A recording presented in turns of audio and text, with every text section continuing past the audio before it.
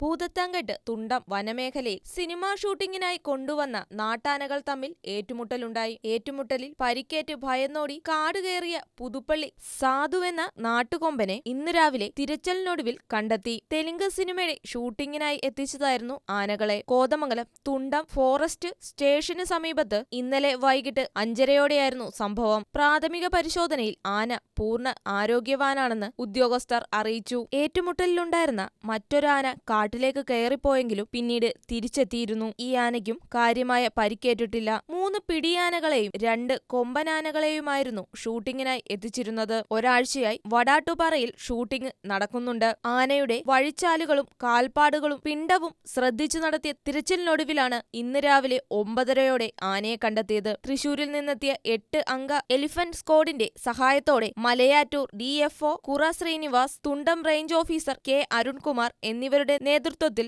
വനപാലകരും ആനപ്പാപ്പാന്മാരുമടങ്ങുന്ന 50 അംഗ സംഘമാണ് ഇന്ന് പുലർച്ചെ മുതൽ വനത്തിൽ തിരച്ചിൽ നടത്തിയത്. ഒറ്റയ്ക്ക് കാടുകയറിയ നാട്ടാന പുതുപ്പള്ളി സാധു രാത്രി കാട്ടാനക്കൂട്ടത്തിനു മുമ്പിൽ അകപ്പെടുമോയെന്നും ആക്രമിക്കപ്പെടുമോയെന്നും ആശങ്കയുണ്ടായിരുന്നു. എന്നാൽ കാട് കൂടുതൽ പരിചയമില്ലാത്തതിനാൽ ആന ഉൾക്കാട്ടിലേക്ക് നീങ്ങിയില്ല. തെലുങ്ക് സിനിമയുടെ ഷൂട്ടിങ്ങിനെത്തിച്ച തടത്താവിള മണികണ്ഠനും പുതുപ്പള്ളി സാധുവും തമ്മിലായിരുന്നു ഏറ്റുമുട്ടലുണ്ടായത്.